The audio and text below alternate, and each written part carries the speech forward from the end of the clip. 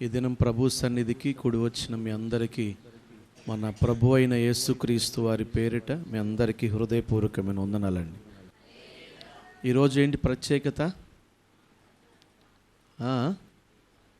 పామా ఈరోజు మట్ల ఆదివారం. ప్రపంచం అంతటా ఈరోజు ఈ ఆదివారాన్ని జరుపుకుంటున్నారు.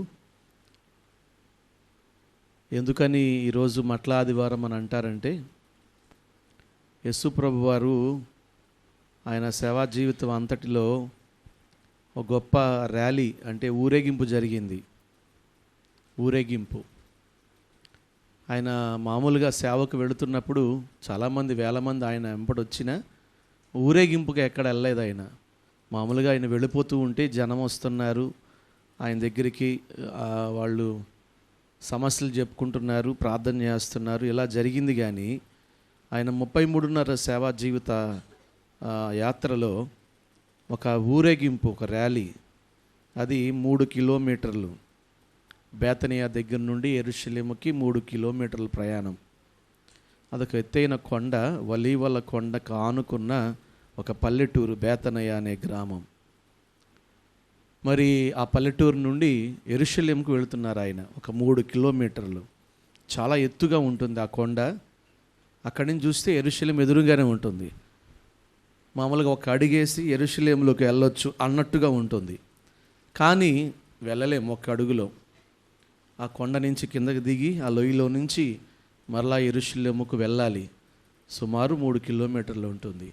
ఈ 3 కిలోమీటర్ల ఈ ర్యాలీ అంటే మన భాష టుడే ఈరోజు ర్యాలీలు చేస్తున్నారు కదా, పార్టీలు, రాజకీయ నాయకులు, సినిమా యాక్టర్లు, ఊరేగింపు వాళ్ళేమో కారుల మీద వాటి మీద చేస్తున్నారు. కానీ యేసు ప్రభు వారేమో దేని మీద ఊరేగింపుకి వెళ్ళారు? గాడిద పిల్ల మీద. టుడే సంథింగ్ స్పెషల్, ఏదో ఒక ప్రత్యేకత లేకపోతే ప్రపంచ దేశాలన్నీ దీన్ని చేయరు. ఒక్క మన ప్రాంతమే కాదు, ప్రపంచ దేశాలన్నీ దీన్ని, ఇదిగో ఈ మట్టలు కట్టారు చూడండి ఎదురుగా, ఇవి ఈతయి. అక్కడ ఈత లేదు, అక్కడ ఖర్జూరం. కాబట్టి ఖర్జూరం మట్టలు నరికి కొంతమంది ఏమో నేల మీద పరిచారు, కొంతమంది వాటిని పట్టుకుని ఊపుతూ హోసన్నా జయం, ప్రభు పేరిట వచ్చువాడు స్తుతి నొందునగాక అని పలుకుతూ వచ్చారు.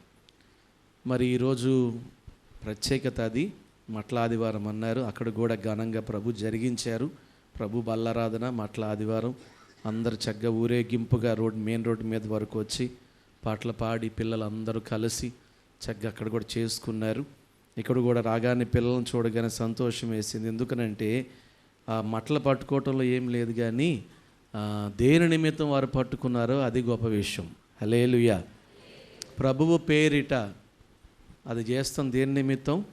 మనుషుని కొరకు కాదు, మనుషుని కొరకు కాదు, దేవుని కొరకు ఆ రోజు వారు పట్టుకుంది. ఈరోజు పిల్లలు కూడా ప్రభువుని తలంచుకుని చక్కగా రీతిగా చేస్తున్నారు. ఈరోజు కొన్ని ప్రత్యేకతలు ఉన్నాయి. నేను సాధ్యమైనంత వరకు పై పొడి మాటలు చెప్పాలని ఇష్టపడడానికి కోరుకోను. ఏదైనా ఒక ప్రత్యేకమైన విషయం చెప్పాలి అని ఆశపడతాను. నేను అడిగా ప్రభుని, ఈరోజు సాధారణంగా మట్ల ఆదివారం అంటే నాకు కనపడేది బేతనియా. బేతనియా గురించి చెప్పాలంటే మనందరికీ తెలుసు. ఎవరు ఊరు అది? మార్తా, మరియా, లాజరు ఊరు. అక్కడ చేసిన అద్భుతాలు.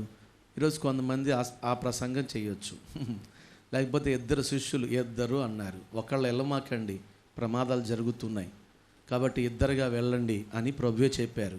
ఆయన పంపించింది 2గా కానీ ఒక్కనిగా కాదు. సేవకు పంపేటప్పుడు 2 పంపించాడు ఆయన. అదొక వర్తమానం, ఐక్యతకు సాదృశ్యం. 2 శిష్యుల్ని పిలిచాడు ఆయన. తర్వాత ఒక గ్రామం, ఎదుట ఉన్న గ్రామం, అక్కడ ఏముంది? ఆ గ్రామంలో ఏముంది? కట్టబడిన గాడిద. ఆ గాడిదని ఏం చేయమన్నారు? ఆయన విప్పుకు రమ్మన్నారు. కాబట్టి ఆ గాడిద గురించి, ఆ గాడిద విప్పడం గురించి కొన్ని ప్రసంగాలు విన్నాం మనమే, గత సంవత్సరాలలో విన్నాం. ఇంకా ఊరేగింపు, ఆ ఊరేగింపు యేసు ఎక్కిన గాడిద, కట్టబడిన గాడిద, ఇలా ప్రసంగాలు చేయటం అనేది సర్వసాధారణం, నిజమే. కానీ ఆయన ఈరోజు ఈ మట్ల ఆదివారం రోజు బేతనియా నుంచి యెరూషలేముకు 3 కిలోమీటర్లు. ఈ ర్యాలీ అయిపోయిన తర్వాత యెరూషలేములోకి అడుగు పెట్టారు ఆయన. ఎక్కడికి అడుగు పెట్టారు? యెరూషలేములోకి అడుగు పెట్టారు. అడుగుపెట్టిన తర్వాత జరిగిన కొన్ని విషయాలు ఈరోజు మీ ముందుంచాలని ప్రభు పేరిట ప్రేరేపించబడుతున్నాను. 2025 ఈ మట్లాదివారం వర్తమానం ఏమనంటే ప్రతిష్టత. హల్లెలూయా. ప్రతిష్టత. ఎందుకని? అందులో అది కనపడదు మనకి, కానీ అందులో ప్రతిష్టత ఉంది. కొన్ని మాటలు చెప్పి నేను ముందుకు వెళతాను. ఇందులో ఉన్న ప్రాముఖ్యతలు. ఆయన గొప్పవాడు. ఎంత గొప్పవాడు? ఎంత గొప్పవాడు అంటే నా మాటలు ఇక్కడ వినాలి. నేను విజయవాడలో ఉన్నాను. నేను ఇక్కడ విజయవాడలో ఉండి ఆ పక్కన ఉన్న గన్నవరంలో 4వ లైన్లో ఆంధ్ర బ్యాంక్ ఉంటుంది. ఆ బ్యాంకు దగ్గర ఎదురుగా చెట్టు కింద ఒక గొర్రెపిల్ల కట్టేసి ఉంటుంది. ఆ గొర్రెపిల్లను తీసుకురండి అన్నాను అనుకోండి. నేను అన్నాను అనుకోండి. ఏమంటారు మీరు? ఎవరినైతే పంపుతున్నాను?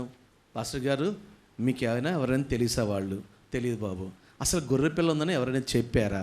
ఎవరైనా కబురిచ్చారా అని ఇలా సందేహాలు మనకు పుడతాయి. అవునా కాదా? వెళ్ళే పంపించే వాళ్ళని. ఆయన ఎవరు చెప్పలేదు, ఆయన చూడను లేదు, కానీ ఎదుట ఉన్న గ్రామములో కట్టబడిన గాడిదను ఆయన చూడగలుగుతూ ఉన్నాడు. హల్లెలూయా. యేసయ్యకున్న శక్తి ఎంతో అక్కడ క్లారిటీగా మనకు కనబడుతుంది. అందుకనే ఒక 4 విషయాలు ఏమనంటే, ఆయన సమస్తాన్ని ఎరిగినవాడు. మనం ఆరాధించే దేవుడు సమస్తాన్ని, ఆయన కంటి ముందు కనబడేవి మాత్రమే కాదు, కంటికి కానరానివి కూడా ఆయన ఎరిగినవాడు. అందుకని ఆయన బేతనియ నిలబడ్డాడు. ఎదుట ఉన్న గ్రామములో నిలిచి, ఎదుట ఉన్న గ్రామంలో ఉన్న గాడిద, కట్టబడిన గాడిద గురించి ఆయన మాట్లాడుతున్నాడు. విప్పుకు రండి అని చెప్పని. అన్నీ ఎరిగినవాడు ఆయన. మన హృదయంలో ఏముందో, మన ఆలోచనలో ఏముందో, మనం ఎలా నడుస్తున్నామో, మన పరిస్థితులన్నీ ఎరిగినవాడు. అందుకని ఈరోజు ప్రభు మాట్లాడుతున్నాడు, నీ జీవిత స్థితిగతులన్నీ ఎరిగినవాడు ఈ మట్ల ఆదివారం రోజు మన మధ్య నిలిచి ఉన్నాడు. నేను అంటున్నాను, దేవుని సేవకునిగా అన్నీ ఎరిగాడు. ఉన్నది బేతనియాలో, కానీ ఎదుట గ్రామంలో ఉన్నది ఏముందో ఆయనకి తెలుస్తూ ఉంది. నేను అంటున్నాను, దేవుని సేవకునిగా నీ ముఖంలో చిరునవ్వు ఉండొచ్చేమో, కానీ నీ హృదయంలో తిరుగుతున్న ఆలోచనలు ఆయనకి తెలుసు. నీ మనస్సులో ఏమున్నాయో ఆయనకి తెలుసు. హృదయ అంతరంగములు ఎరిగి ఉన్న వాని దగ్గర వచ్చి కూర్చున్నాం మనం. హల్లెలూయా. మనం ఆయన దగ్గర ఏమీ దాయలేం. దాయాలనుకున్నా దాయలేం. నిజమే. కొంతమంది ఏమో లోపల ఎన్నున్నా బయట పడరు కూడా. ఎందుకంటే వారి యొక్క పరిస్థితులు అలా చక్కగా మెయింటైన్ చేసుకుని వస్తారు. కానీ ఆయన దగ్గర అలా కుదరదు. ఆయన దగ్గర అలా కుదరదు. ఎందుకంటే ఆయన దగ్గరకు వచ్చినప్పుడు మనం ఏంటో ఆయనకు తెలుసు. సమస్తాన్ని ఎరిగినవాడు ఒకటి. రెండోదిగా ఆయన దాన్ని విడిపించుకుని రమ్మన్నాడు. యేసు ప్రభు సమస్తాన్ని విడిపించగలడు.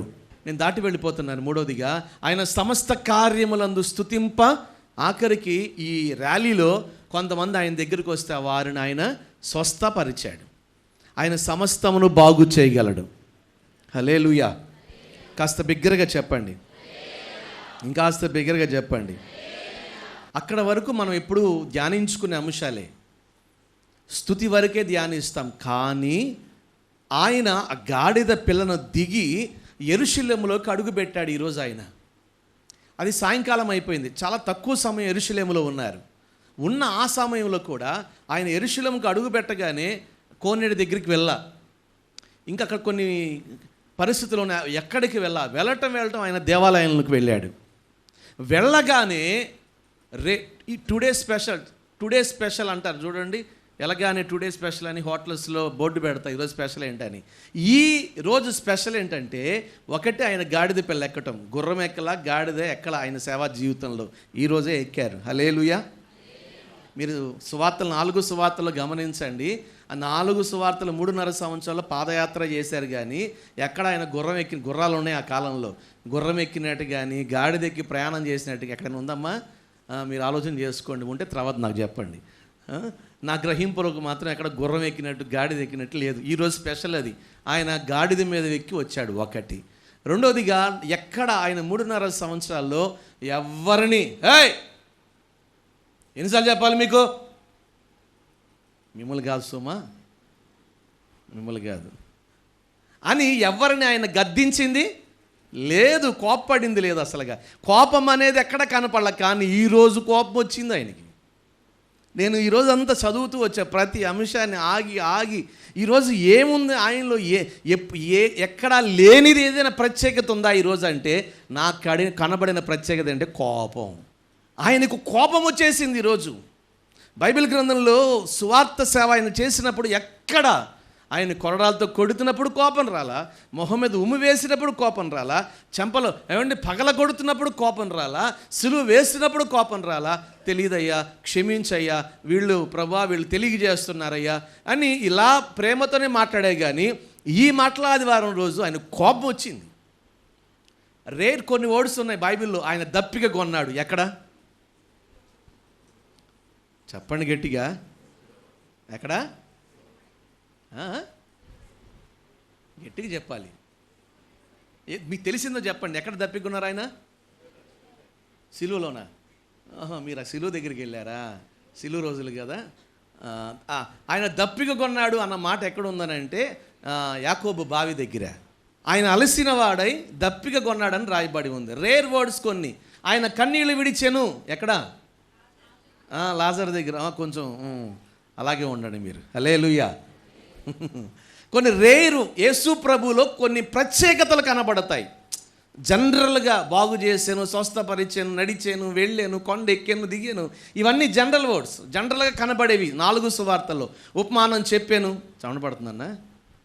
హల్లెలూయా, హల్లెలూయా. కాస్త బిగ్గరగా చెప్పాలి. రేరు ఈరోజు స్పెషల్ ఏంటంటే ఆయన కోపపడ్డాడు. యేసు ప్రభువులో కోపం వచ్చింది ఈరోజు. అసలు ఎక్కడా కనపడదు ఇటువంటి స్థితి సేవా జీవితంలో. కానీ ఆయన జీవించిన 33.5 జీవిత కాలంలో ఎక్కడ ఆయన కోపం రాలేదు. కానీ ఈరోజు కోపం వచ్చింది. మట్టలు పట్టుకున్నందుగా. దేనికి వచ్చింది కోపం? ఆయన మందిరములోనికి అడుగు పెట్టగానే ఆ మందిరము ఎలా ఉంది అంటే అది దొంగల గృహగా ఉంది. అది వర్తక వ్యాపారపు ఇళ్ళుగా ఉంది. పావురాలు, గొవ్వలు, కోళ్ళు, మేకలు, నూకలు అక్కడ పెట్టి అమ్ముతున్నారు. ఆయనకి ఎంత కోపం వచ్చిందో తెలుసా? ఇసాక లేసి అటెళ్ళు అంటలేదు ఆయన. ఏం తోద్దాం? ఇసురుతున్నాడు ఆయన. వాటిని పట్టుకుని ఇసురుతున్నాడు. ఆ పావురాల బుట్టలో ఉన్న వాటిని తీసి ఎగరేస్తున్నాడు. కట్టినవి గొర్రెలు, మేకలు విప్పి తోలేస్తున్నాడు. ఆ రోకలు పెట్టిన బళలని తోసేస్తున్నాడు ఆయన. ఎవరైనా ఎప్పుడు చూడలేదు, ఎవరైనా ఇంత కోపంగా ఉన్నాడు. నా మందిరము సమస్త జనులకు ప్రార్థనా మందిరం అనబడుతుంది.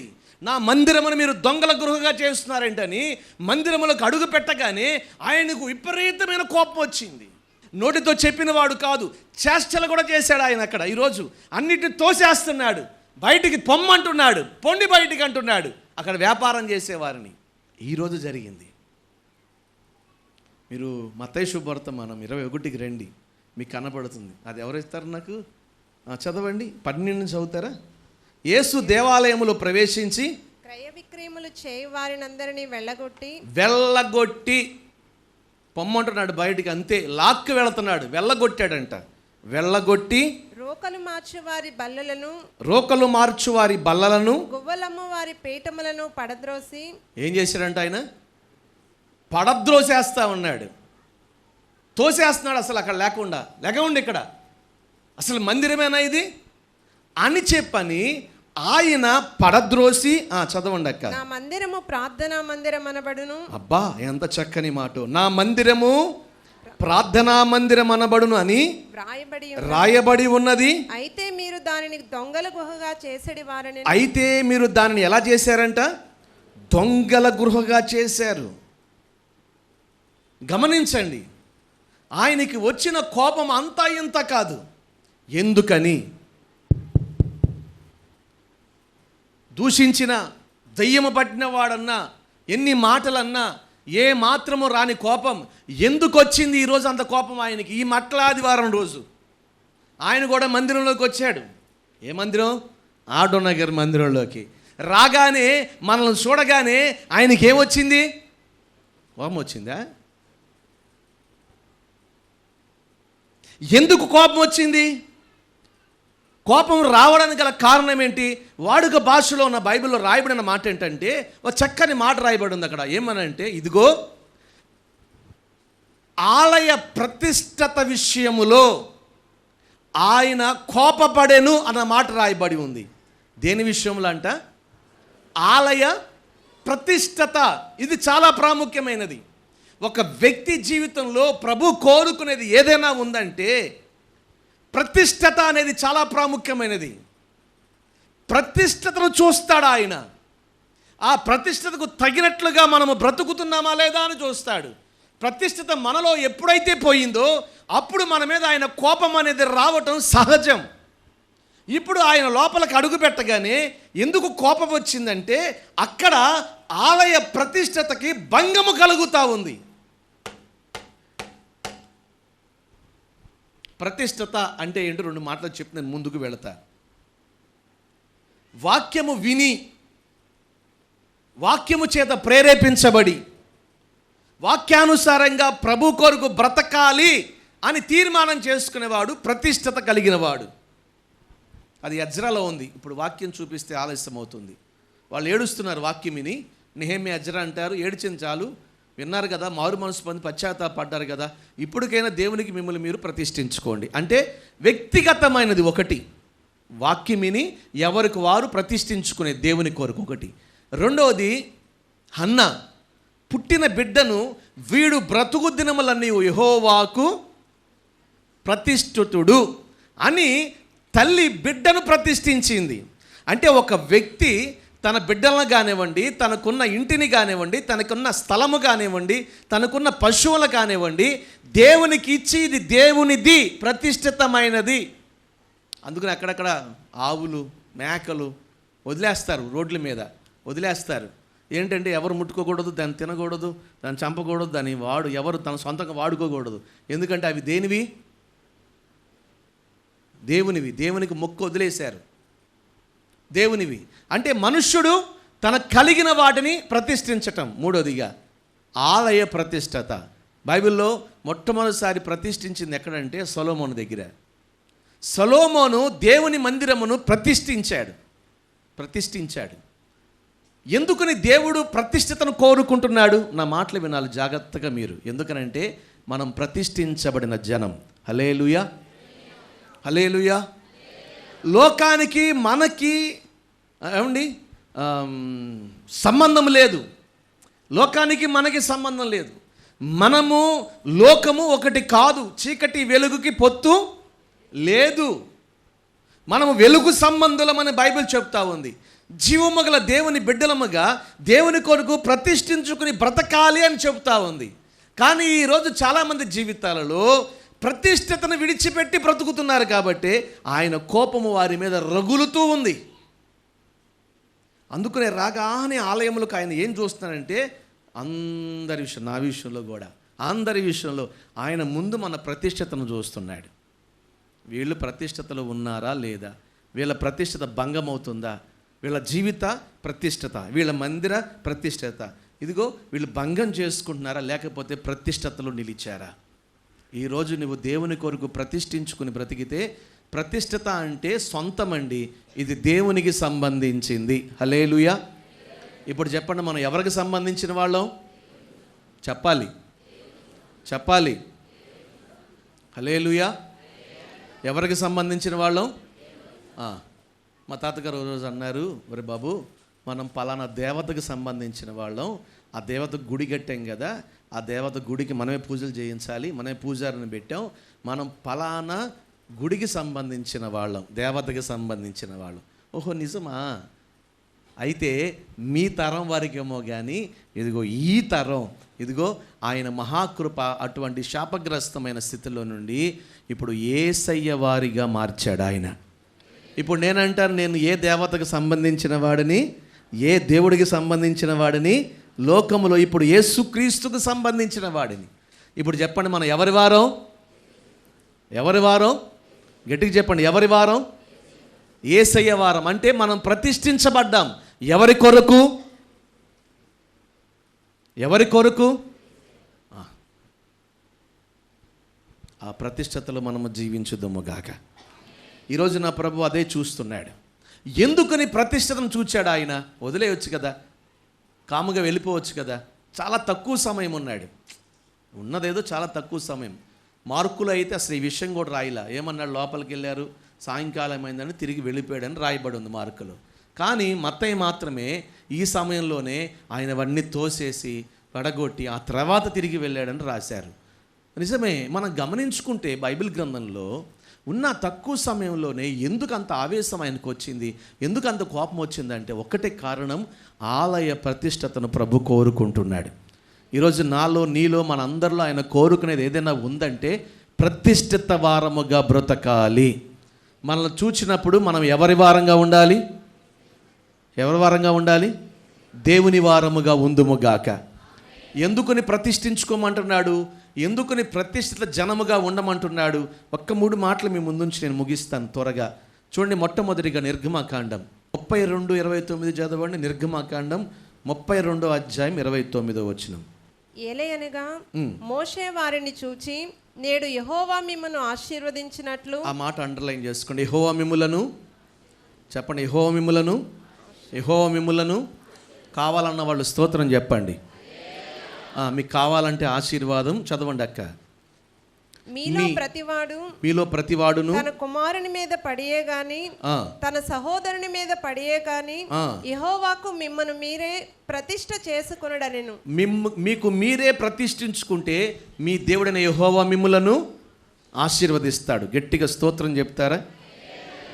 మీ కుమారుల్లో నుండి మీ సహోదరులో నుండి మీరు వేరై, ఈ మాట చెప్తే లోకంలో ఎట్ట చూడు చాలామందిని వేరు చేస్తున్నారు అంటున్నారు.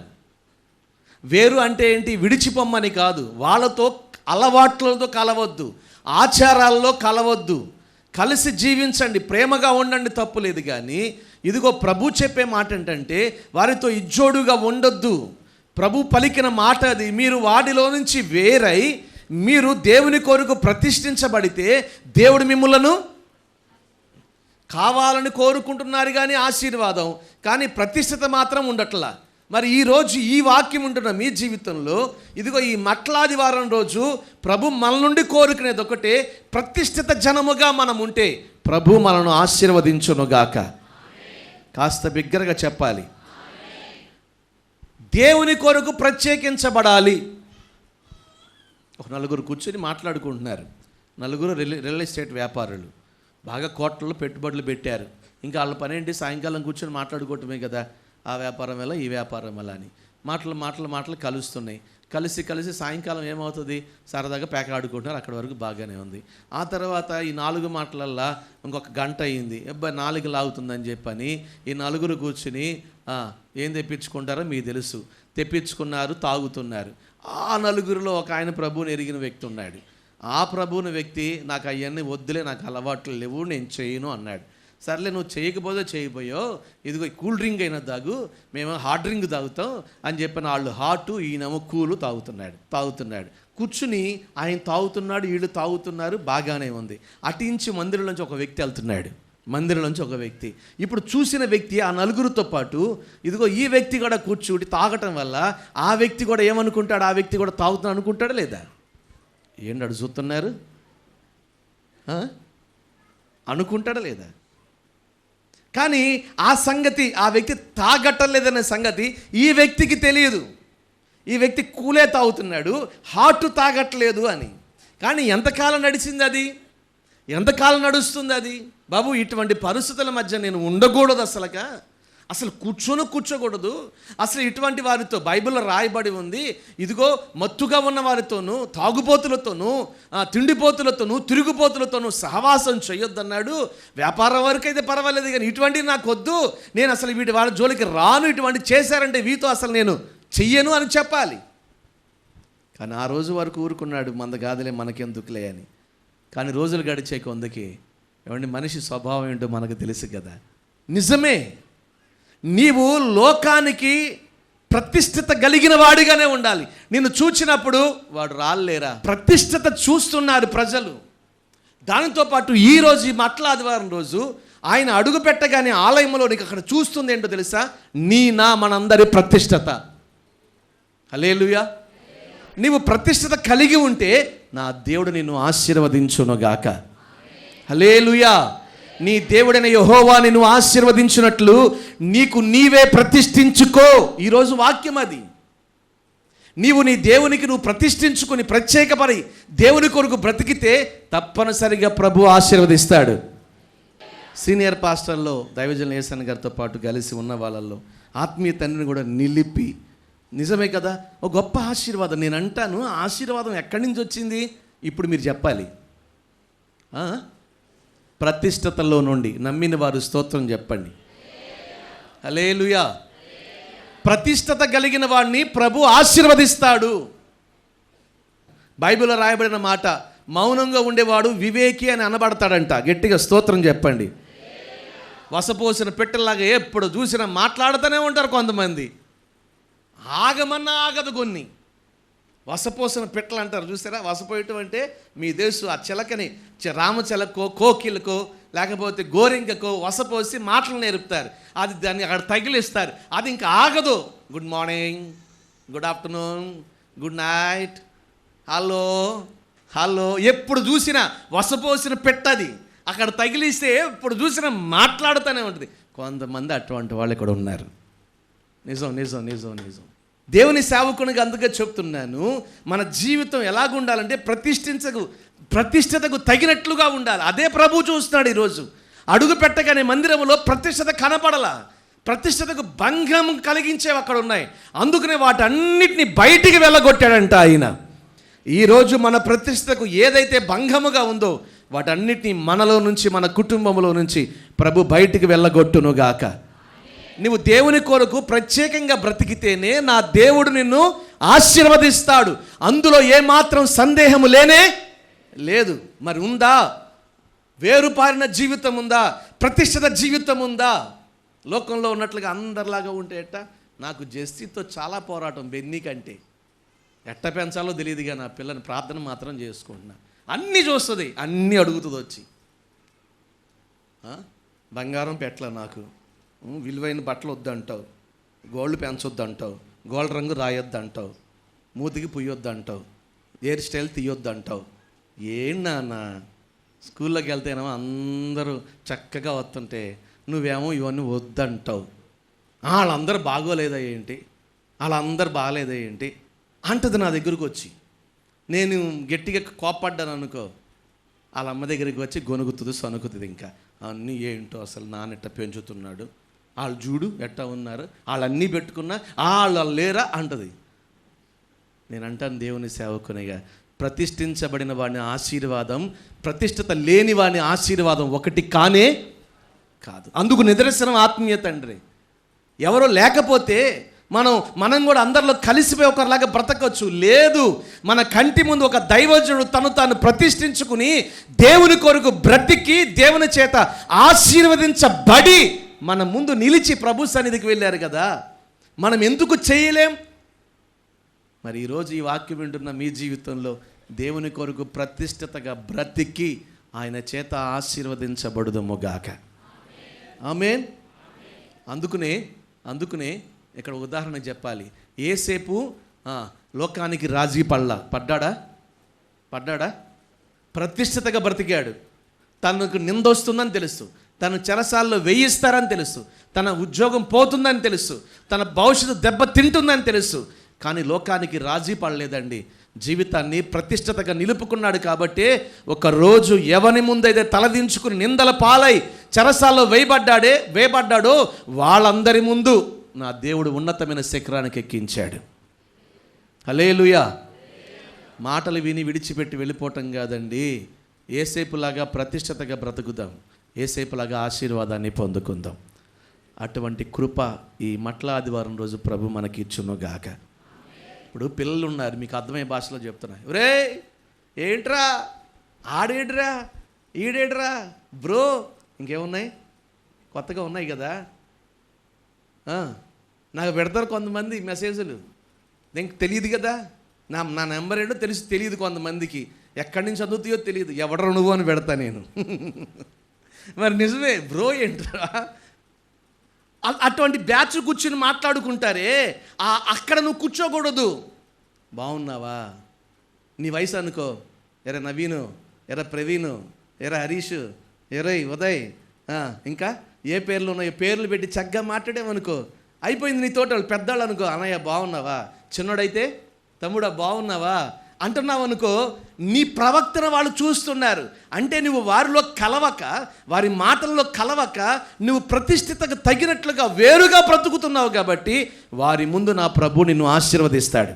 హల్లెలూయా. మేము 1000 మంది సంఘం అండి, ఒక 10-15 సంఘాలు. ఎప్పుడు చూసినా సేవలో చిన్నప్పటి నుంచి పరుగులు. అటువంటి సంఘాల్లో ఎదిగిన వాడు నేను. ఒక 20 మంది బ్యాచ్ ఉండేది. ఎప్పుడు చూసినా సోది చెప్పుకుంటా, ఎవరినో విమర్శించుకుంటా, వీళ్ళని గురించి మాట్లాడుకుంటూ ఉండేవాళ్ళు. ఆ 20 మందిలో ఏమంటే పక్కన ఒక 5 మంది ఉండేవాళ్ళం. మేము వాళ్ళలో కలిసేవాళ్ళం కాదు. మా పనేదో మేము చేసుకుని, మా చదువే మేము చూసుకుని, పాస్టర్ గారు చెప్పింది చేసి పోతా ఉండేవాళ్ళం. నేను మరలా చెప్తున్నాను, ఆ 20 మంది కంటే ఈరోజు దేవుడు ప్రత్యేకంగా ఉన్న మమ్ములని 5గురిని ఉన్నతంగా ఆశీర్వదించాడు. ఒక ఆయనేమో ఒక మినిస్ట్రీకి, ఇంకొక ఆయనేమో బెంగళూరులో ఒక మంచి జాబు, అమెరికన్ బ్యాంకులో జాబు. ఇలా గమనించుకుంటే ఒక్కొక్కరిని ఒక రీతిగా ప్రభు అభివృద్ధి పరిచాడు. నన్నేమో వాళ్ళందరి ముందు సేవలో స్థిరపరిచాడు. నేను మరలా చెప్తున్నాను, నీలో ఒక ప్రత్యేకత ఉంటే, ప్రతిష్టత ఉంటే తప్పనిసరిగా ప్రభు మనల్ని ఆశీర్వదించునుగాక. ఏసేపు అలా బ్రతికాడు, అలా మనం బ్రతుకుదుముగాక. హల్లెలూయా. అప్పుడు చెప్పండి, ప్రతిష్టత మనకేం చేస్తుంది? ఆశీర్వాదం. చెప్పండి, ప్రతిష్టత మనకేం చేస్తుంది? ప్రతిష్టత మనకేం చేస్తుంది? ప్రతిష్టత మనకేం చేస్తుంది? రెండో మాటగా చూడండి, దాటి వెళ్ళిపోదాం. 1 దినవృత్తాంతముల గ్రంథం 15వ అధ్యాయం 13వ వాక్యం చూడండి త్వరగా. 15, 13, 14. ఇంతకు ముందు మీరు ఇశ్రాయేలీల దేవుడైన యెహోవా మందసమును మోయకయుండుట చేతను మనము మన దేవుడైన యెహోవా యొద్ద విధిని బట్టి విచారణ చేయకుండాట చేతను ఆయన మనలో నాశనము కలుగజేసను. ఏం కలిగిందంటండి? ఒక నాశనం కలిగింది. అయితే కావున ఇప్పుడు మీరును మీ వారును మిమ్మును మీరు ప్రతిష్ఠించుకొని నేను ఆ మందసమునకు సిద్ధపరిచిన స్థలమునకు దాని తేవలను. గట్టిగా స్తోత్రం చెప్పండి. హల్లెలూయా. ఇంకాస్త బిగ్గరగా హల్లెలూయా. నా మాటలు వినండి, తల్ల పైకెత్తి నేను చెప్తాను. ఆత్మావేశం, శరీర ఆవేశం, ఈ 2 ఉంటాయి. ఎప్పుడు మీరు గ్రహించుకోవాలి. దైవ ఆవేశాలు ఉంటాయి, శరీర ఆవేశాలు ఉంటాయి. శరీరం కూడా ఆవేశంతోనే మొదలవుతుంది, దైవ ఆవేశం కూడా అలాగే ఉంటుంది. 2 అటు ఇటుగా సమానంగా ఉంటాయి. కానీ ఏది దైవావేశమో, ఏది శరీర ఉద్రేకం ఆవేశమో మనం గ్రహించుకోవాలి. హల్లెలూయా. దావీదుకి దైవావేశం కాకుండా శరీరావేశం వచ్చింది. నా దేవుడు నాకు ఎంత ప్రేమ కాబట్టి కొంతమందిని నియమించి కొత్త బండి చేయించి, కొత్త ఎడ్లు అంటే ఇంతవరకు దేనిని మొయ్యని చక్కని 2 ఎడ్లు తీసుకొచ్చి మందసం బండి మీద పెట్టుకుని ఊరేగింపుగా తీసుకెళ్తున్నాడు. దగ్గరికి రాగానే పట్టణం దగ్గరికి రాగానే కాలు జారి ఏమండి మందసం పడిపోతూ ఉంటే ఒక ఆయన వచ్చి పట్టుకున్నాడు. ఏమైంది? పట్టుకోగానే వెంటనే చనిపోయాడు. అందరికీ భయం వచ్చింది. దేవుడు తన కోపం మన మీదకి తెచ్చాడు. ఎందుకని కారణం ఏంటో తెలుసా? మందసం మోయాల్సింది ఎద్దులు కాదు, మందసం మోయాల్సింది యాజకుడు. హల్లెలూయా. కాస్త బిగ్గరగా చెప్పాలి. వీళ్ళు ప్రతిష్టతను విడిచిపెట్టి మందసాన్ని ఎడ్ల బండి మీద పెట్టి మోస్తా ఉన్నారు. ప్రభువుకి నచ్చల. దావీదు యొక్క శరీర ఉద్రేకత వల్ల ఒకడు చనిపోయాడు. కొన్ని సంవత్సరాలైన తర్వాత క్షమాపణ కోరుకుని తిరిగి ఇప్పుడు యాజకులకు చెప్తున్నాడు, మిమ్మల్ని మీరు దేవునికి ప్రతిష్ఠిత చేసుకుని తిరిగి వచ్చి మందసాన్ని మీరు మోసి నేను చూపించు స్థలముకు దాన్ని తీసుకురండి. హల్లెలూయా. హల్లెలూయా. జీవముగల దేవుని సేవకునిగా చెప్పే మాట ఏంటంటే, ప్రతిష్ఠిత ఉన్న చోట నాశనము ఉండదు. గట్టిగా స్తోత్రం చెప్పాలి. దేవుని కొరకు ప్రతిష్ఠత కలిగి బ్రతికేవాడు దగ్గరికి తెగులు రాదు. టైం లేదు కాబట్టి దాటి వెళ్ళిపోతున్నా. ఉదాహరణకి దానియేలు దేవునికి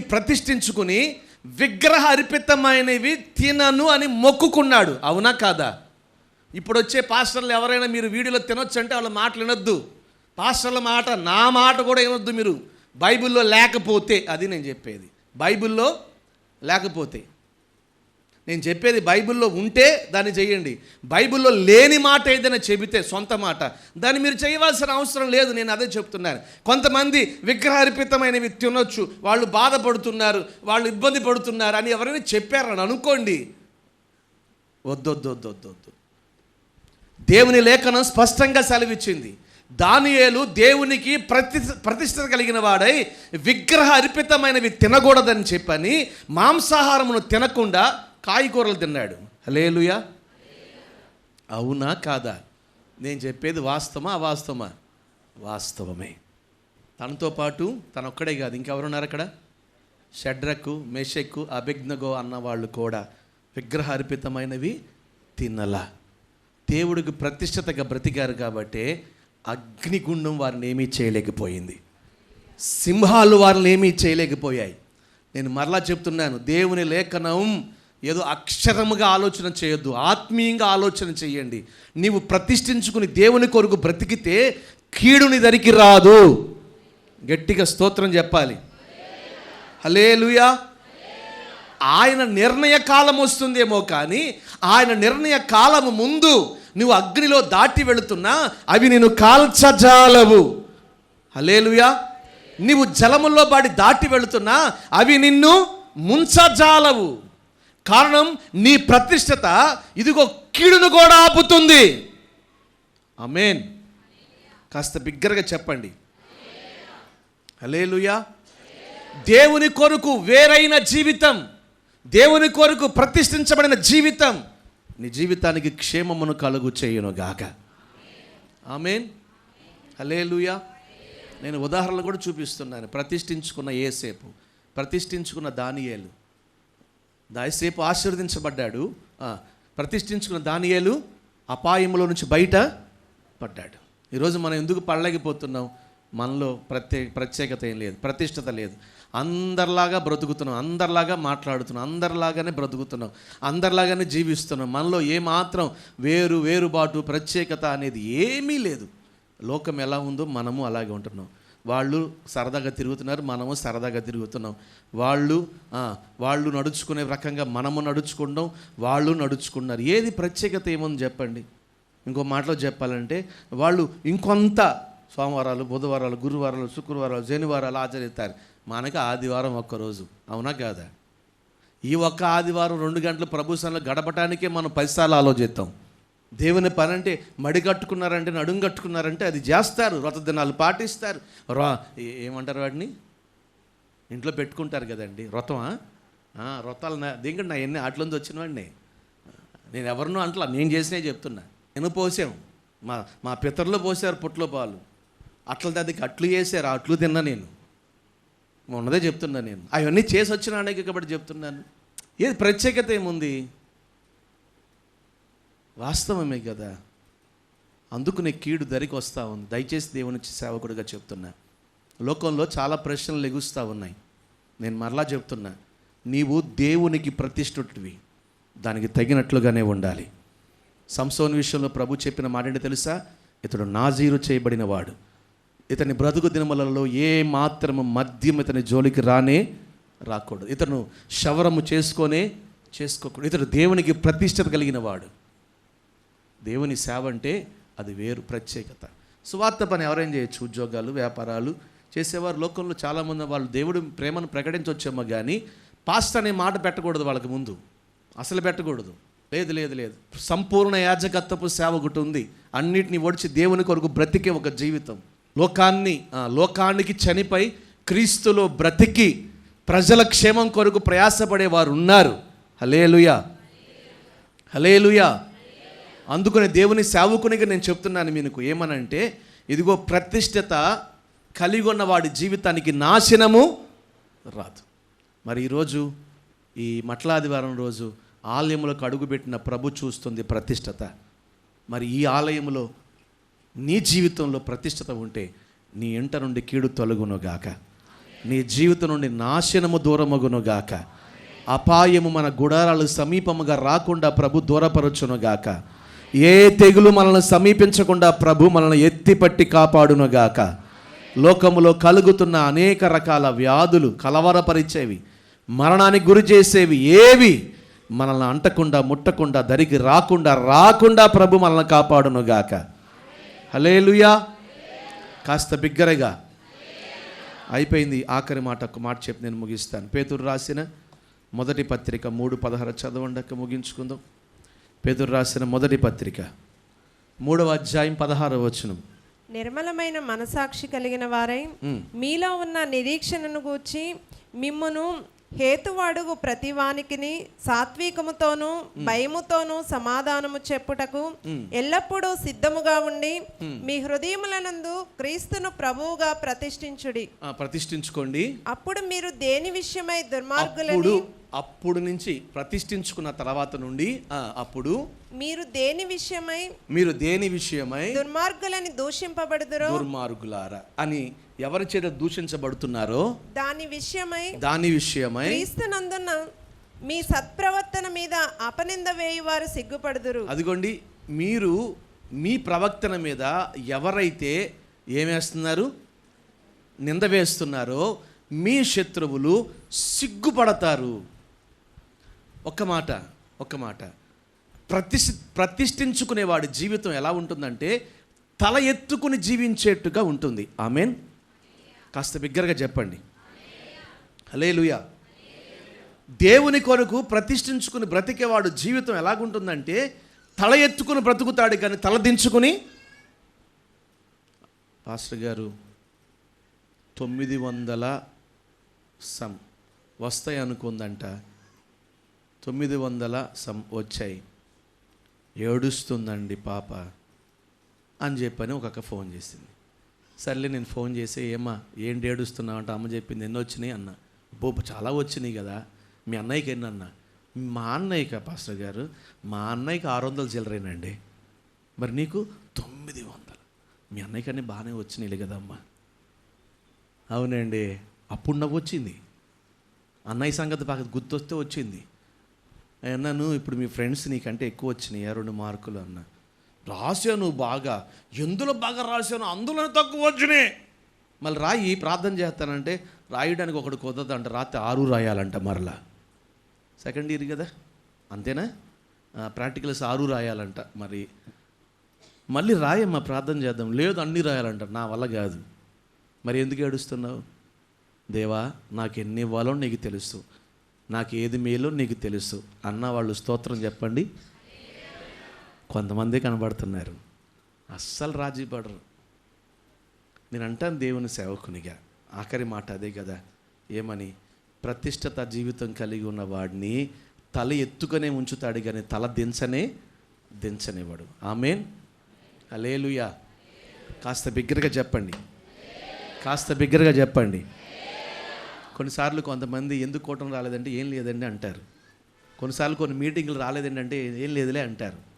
కొన్నిసార్లు కొన్ని కార్యక్రమాలు పెళ్ళిళ్ళకి రాలేదంటే ఏం లేదులే అంటారు.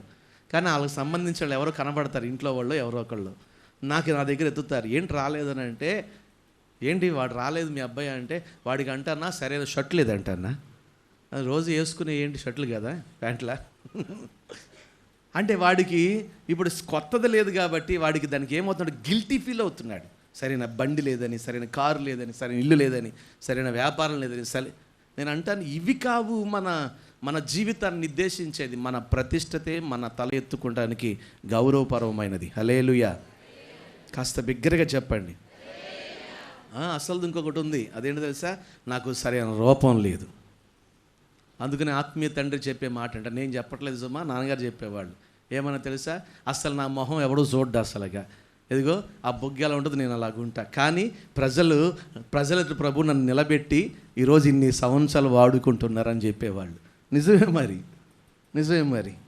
ఏ రూపాన్ని బట్టి దైవజనుల దగ్గరికి వచ్చారు? రూపాన్ని బట్టి కాదండి, ఆ దైవజనుల్లో ఉన్న ప్రతిష్టతను బట్టి. చప్పట్లు కొట్టి గట్టిగా స్తోత్రం చెప్పండి. హల్లెలూయా. ఇలా బాధపడే వాళ్ళు ఉన్నారు చాలామంది. చెల్లెళ్ళు, ఓ తల్లులు, మనకు రూపం లేకపోవచ్చా కానీ ప్రభు ఉన్నాడు. ఆమేన్. హల్లెలూయా. కాస్త బిగ్గరగా చెప్పాలి, ఇంకాస్త బిగ్గరగా చెప్పాలి. నీ శత్రువులకి సిగ్గు కలిగేటట్లుగా, వీడు దుర్మార్గుడు, వీడు మంచోడు కాదని, ఇదిగో నీ మీద నిందలు వేస్తున్నారు, అవమానపరుస్తున్నారే, వాళ్ళందరికీ సిగ్గు కలిగేటట్లుగా నీవు ప్రభు కొరకు ప్రతిష్ఠించుకో. ఆమేన్, ఆమేన్, హల్లెలూయా. నీ ప్రతిష్ఠత ఎదుట నీ శత్రువుకి ఏం కలుగుతుందంట? సిగ్గు కలుగుతుంది. నువ్వు ప్రత్యేకంగానే బ్రతుకు. Hosanna gospel centre, Auto Nagar పరిచయలో ఉన్న దేవుని బిడ్డలారా, దేవుని కొరకు ప్రతిష్ఠించుకుని బ్రతుకుదాం. మన ప్రతిష్టతే ఇదిగో మన ఘనత. ఆమేన్, హల్లెలూయా. లోకంలో కనబడుతున్న వాటి వైపు పరుగులు తీయకుండా, తండ్రి లేకపోయినా, ఏమండి నేను మరలా చెప్తున్నా, ఇది 3 సంవత్సరాల సేవా అనుభవం కాదు, ఇది 30 సంవత్సరాల సేవా పరిచర్య. గట్టిగా స్తోత్రం చెప్పండి. నిజమే, 30 సంవత్సరాల సేవా అనుభవం అంటే ఎలాగుంటుంది? కొత్తగా ఉండదు, అది అనుభవపూర్వకమై ఉంటుంది, అది ఉజ్జీవకరమై ఉంటుంది. హల్లెలూయా, హల్లెలూయా. నిజమే కదా. అలు పెరగని సేవ, అలు పెరగని పని, సభలు సభలు సభలు, మందిరాలు మందిరాలు మందిరాలు. మరలా కొత్తగా ఈ సంవత్సరం దేవుడు ఇంకొకటి మొదలెట్టారు. ఏమని? 29-30 మందిరంలో VBS సండే స్కూల్కి 29-30 పిల్లలకి, చిన్నపిల్లల నుంచి పెద్దల వరకు, యవనస్తుల వరకు VBS కార్యక్రమాలు. ఎందుకంటే వెన్యూ ఇచ్చాడు, ప్రజలను ఒక చోట చేర్చి ఫ్యాన్ల కింద కూర్చోబెడదాం, పైన భోజనాలు చేసుకుంటారు. ఒక 10 మందినో, ఒక 20 మందినో, ఒక 100 మందినో, 200 మందిలో చెమకూర్చి పిల్లలకి నేర్పుదాం. బాలుడు నడవలసిన మార్గమును వానికి నేర్పుడి, వాడు పెద్దవాడైనప్పుడు దారి తప్పిపోకుండా ఉంటాడు. బైబిల్ చెప్పింది, మనం నేర్పితేనే కదా వాడు దారి తప్పిపోకుండా ఉండేది. ఈ సంవత్సరం మరొక భారం. మీ పాస్టర్ గారు అన్నారు, ఏమండి ఈ సంవత్సరం ఆపుదాంలే అండి, ఇప్పటికే చాలా బరువుగా భారంగా ఉంది సేవ. దేవుడిదమ్మ పని దేవుడే చూసుకుంటాడు. హల్లెలూయా. మరి నిజమే కదా, మామూలు పనే. నేను బాగానే ఉంటా, నేను అన్నీ రెడీ చేసుకుంటా, నేను చేయాల్సినవి చేస్తా, అందరికీ చెప్తా. మీ పాస్టర్ గారు అన్నీ పెట్టుకుని, వండించుకుని, పెట్టించుకుని, తెప్పించుకుని, అన్నీ చేసుకుని, ఏం తగ్గుతుందో ఏం పెట్టుకుందో ఆమె టెన్షన్స్ ఆమెకు ఉంటాయి. దానికోసం ఒక 2 రోజులు ఉపవాసం ఉండి. నిజమేగా మరి, నిజమేగా మరి. నేను అందుకనే చెప్తున్నాను, ఇది 30 సంవత్సరాల సేవా పరిచర్య ఇది. ఆమేన్. 3 సంవత్సరాల సేవా పరిచర్య మనం చేయట్లా, అందుకనే అభిషేకంగా ముందుకెళ్తా ఉంది పరిచర్య. హల్లెలూయా, హల్లెలూయా. ఇంకాస్త బిగ్గరగా చెప్పండి. అందుకని చెప్తున్నాను, నీ ప్రతిష్టత నిన్ను పైకెత్తునుగాక, నీ తల పైకెత్తునుగాక, నీ శత్రువులు సిగ్గుపడేట్లుగా నిన్ను అభివృద్ధిపరచునుగాక, నువ్వు చేయు ప్రయత్నములన్నిటిలో ఉన్నతంగా ఉంచునుగాక, నువ్వు చదువుతున్న చదువులు ఉన్నతంగా ఉంచునుగాక, మనల్ని మన పరిచయను తల పైకెత్తి ఆశీర్వదించునుగాక. కనులు మూసుకోండి, ప్రార్థన చేసుకుందాం. సేవకురాలు ప్రార్థన చేస్తారు, సమయం అయ్యింది. ఒక చిన్న మాట, ఈ మట్లాదివారం రోజు గాడిద పిల్ల కట్టబడిన స్థితి, బట్టలు, ఊరేగింపు ఇవన్నీ కాదు, ప్రతిష్టత గురించి ప్రభు మాట్లాడుతున్నాడు. ఆలయంలోకి రాగానే కోపం వచ్చింది ఆయనకి. ఎందుకంటే ప్రతిష్టతకు భంగం కలిగేవన్నీ అక్కడ ఉన్నాయి. నువ్వు ప్రతిష్టతలో ఉన్నావా, పోగొట్టుకున్నావా? ప్రతిష్టతలో ఉన్నావా, నువ్వు పోగొట్టుకున్నావా? ప్రతిష్టతలో ఉన్నావా, నువ్వు పోగొట్టుకున్నావా? వేరుపారిన జీవితం ఉందా? అసలు ఈ మాటే మన జీవితంలో కనబడట్లా, వినబడట్లా. వేరుపారిన జీవితం, లోకానికి వేరైన జీవితం. నీవు ప్రతిష్ఠించుకుని బ్రతుకు, నేను నిన్ను ఆశీర్వదిస్తాను. నీ ఆశీర్వాదానికి కారణం నీ ప్రతిష్టత అయి ఉండాలి. నిన్ను, నీ కుటుంబాన్ని నేను క్షేమంగా ఉంచుతాను. నాశనం దగ్గరికి రాదు. అవి అగ్నిగుండమైన, సింహాల బోన్లైనా. నీవు దేవునికి చేతులెత్తి ప్రార్థన చేసుకోండి, చేతులెత్తి ప్రార్థన చేసుకోండి. ప్రభువుకి జీవితం అప్పగించుకొని, ప్రభు ఇక మీదట నా మాటలు, నా ప్రవర్తన, నా జీవితంలో నీకు నీ బిడ్డగా బ్రతుకుతానయ్యా. ఆఖరిగా నీ ప్రతిష్టత నిన్ను తల ఎత్తేట్లుగా చేస్తుంది. నీ శత్రువుకి సిగ్గు కలిగేటట్లు నీ తల ఎత్తేట్లుగా చేస్తుంది. దేవుని కొరకు బ్రతికి చూడండి, ప్రతిష్ఠించుకుని చూడండి. ముగించుకుందాం ప్రార్థన. మహాపరిశుద్ధుడివి, మహోన్నతుడివైన గొప్ప దేవానికి స్తోత్రం. ఈ ప్రత్యేకమైన ఈ పునరుద్ధానపు దినాన, ఈ మట్టలి ఆదివారపు దినాన ప్రభా, నీవు మాతో మాట్లాడిన నీ శ్రేష్టమైన నీ వాక్కు కొరకై నీకు స్తోత్రం ప్రభా. నిజమే తండ్రి, ప్రతిష్టత కలిగిన వారముగా మేము బ్రతకాలని మరొక్కసారి ప్రభా నువ్వు హెచ్చరించిన విధానం కొరకు స్తోత్రం నాయన. సంఘమంతా కూడా ఒక ప్రత్యేకమైన రీతిలో ప్రభా నీ కొరకు జీవించినట్లుగా తండ్రి అయ్యా మీరు బలపరచమని వేడుకుంటున్నాం. ఎక్కడ మా జీవితాల్లో మేము ప్రతిష్టతను కోల్పోయిన స్థితిలో ఉన్నామో తిరిగి మరలా నాయన ఒక ప్రతిష్టత అనుభవము కలిగి ప్రభా ఇంకా నాయన నూతనమైన వాటిలో కూడా మేము ప్రతిష్ఠించుకుని ప్రభా అయ్యా మా నోటి విషయంలో కానీ నాయన మా యొక్క ప్రతి విషయాల్లో దేవ సమయాల విషయంలో కానీ తండ్రి ఇంకా నూతన ప్రతిష్టతలు కలిగి ప్రభా నీ కొరకు మేము అడుగులు ముందుకు వేసే వారముగానే ఉండాలి తండ్రి. ఆ విధముగా ఈ రాకడ దినాల్లో ప్రభా ఒక ప్రత్యేకమైన రీతిలో కృపనిచ్చి నడిపించమని వేడుకుంటున్నాం. లోకానికి వేరే జీవించాలి ప్రభా, సహాయం చేయండి. ఆ విధముగా ప్రతిష్టత కలిగిన జీవితాలను నువ్వు ఆశీర్వదిస్తానని చెప్పావు ప్రభా. నీ చేత దీవింపబడినట్లుగా సహాయము చేయి నాయన. నీకు స్తోత్రములు. ప్రతిష్ఠింపబడిన జీవితాల యొద్దకు ఏ నాశనం రాదన్నావు ప్రభా, ఏ కీడు ధరికి రాదని మీరు మాటిస్తున్నారు నాయన. అవునయ్యా దేవా, ఏ విధముగా దానియేలు తండ్రి ప్రతిష్ఠించుకుని జీవించాడు ప్రభా. అయా అగ్నిగుండం ఏమీ చేయలేకపోయింది షడ్రక్ మేషక్ అబేద్నెగోల్ని. అయా దానియేలు జీవితంలో సింహములు ఏమీ చేయలేకపోయినాయి ప్రభా. మా జీవితాల్లో కూడా అట్టి ప్రతిష్టత కలిగి మేము కొనసాగాలి నాయన. నీకు స్తోత్రములు. ఏసేపు తండ్రి ప్రతిష్ఠించుకున్నాడు గనుకే ఉన్నతముగా ఆశీర్వదించబడ్డాడు నాయన. నీకు స్తోత్రములు. అట్టి కృపతో మీరు నడిపించండి ప్రభా. అవును, ప్రతిష్ఠింపబడిన జీవితాలు నాయన ఎన్నటికీ సిగ్గునందవు తండ్రి. నీకు స్తోత్రము నాయన. ఎంతమంది విరోధులు శత్రువులు ఏ విధము చేతనైనా ప్రభా అయ్యా నింద వేసి అవమానపరచాలని పొంచున్నప్పటికీ అందరి ఎదుట తల ఎత్తుకునేటట్లుగా చేసే దేవుడిగా నీవు ఉన్నావు ప్రభా. నీకు స్తోత్రములు. ప్రాముఖ్యంగా మీరు మాట్లాడుతూ వచ్చిన నీ మాట మా జీవితాల్లో స్థిరపరచండి. ఎక్కడ అంతము వరకు మాలో ఊపిరినంత వరకు మీరు అక్కడ వచ్చే వరకు మేము ప్రతిష్టతను పోగొట్టుకోక, ప్రతిష్టతలో నుండి జారిపోక, కోల్పోక, అంతకంతకు బలపరచబడి స్థిరపరచబడి ప్రతిష్టతలో ముందుకు వెళ్ళినట్లుగా సంఘమును నిలిపి నడిపించి సకల ఆశీర్వాదములతో నడిపించమని ఇప్పటి వరకు నీ దాసుని మీరు బలపరిచి వాడుకున్నందుకు స్తుతిస్తూ యేసు నామములో ప్రార్థించి వేడుకుంటున్నాము తండ్రి. ఆమేన్.